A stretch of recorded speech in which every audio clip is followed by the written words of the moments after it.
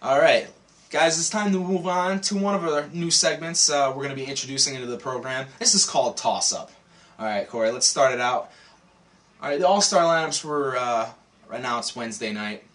Who got snubbed more that deserved to be on the All-Star team? Dustin Quay or Jesse Rex? I know who you're going to say. You're going to say Quay.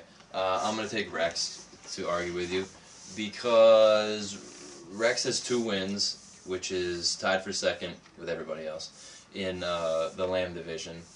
O'Neill's only played in 3 games. I know Rex's control will come into question with his 33 walks, which would make it 55 walks in his last 2 it's 33 games. walks in his last game. Yeah, 55 in his last 2. So I understand your point there, but O'Neill is still 0-2. He hasn't beaten anybody. And No. Rex's 2 losses were to the Angels and the Braves. All right, Jesse, he had 2 very good wins to start off the year, one of which was against the Blue Jays, and the other of which was against, is it the Colt 45s? Yes. Right. Now, Tad O'Neill held the Braves to 6 runs, and it was, the most standout start that we've seen out of any Lame Division pitcher other than Kyle McKelvey or James Rzou in recent weeks. I'm going to say it is Dustin Quay that was more snubbed. Why? All right.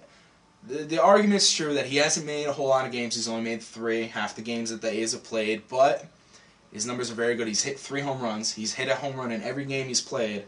I think that he should have been in a hitter spot, and Mark Case, who I think is the most impressive fielder in the league so far this year, should be the defensive man. Well, he's a keeper. But I know I won't argue with you that Quay got snubbed. I'm not sure if people didn't think he would attend or what, but there's no minimum game requirement. His stats are good enough to make the All-Star team, I think. Definitely. All right, next one. Who's been the more impressive pitcher this year? Chris Hess or Tom Tierney?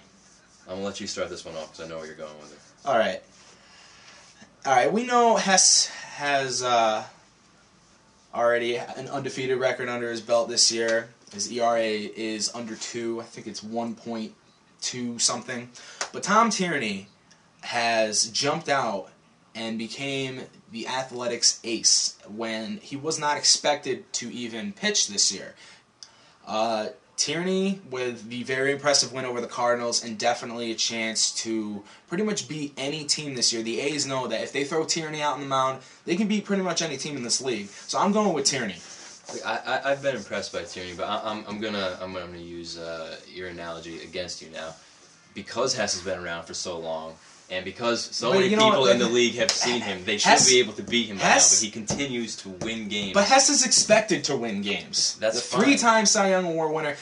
That's, we're talking impressive, and Tierney is impressive. He's expected to win games, and he does, and he's expected to get out of jams, and he does time and time and again. I don't know, I'm going with Tierney. Okay. That's fine. He's your boy. Tierney, my boy. He's on your fantasy team. All right, speaking of your boy, who's more of a threat at the plate? Your boy, Anthony Ospelmeyer, Aussie, the greatest living species, or Dan Charmello? Aussie, as much as I would love to say you right now, I'm going to have to go with Dan the Beast Charmello because, what does he have, 4 Grand Slams? 4 Grand Slams. 4 games, 6 home runs. 6 home runs, all 6 home runs. 100,000 RBIs. All 6 of Dan Charmello's home runs have come at the Cove this year, the largest ballpark. But I don't think Dan Charmello, one thing he has against him is he's yet to face one of the elite pitchers. He wasn't present at the Cardinals game. He was not there for the Angels. He was not there for the Angels game to face Josh Longo. And he got shut down by Hess. He only got 1 hit off Hess, which was not a home run. And it seems like Charmello hits home runs more often than he doesn't. That's true. But I don't know. Charmello's too much bigger than Aussie to not be afraid of Dan more than... Hey, big things come in small packages, my friend. That's true. You would know. And Ospelmeyer proves that for sure.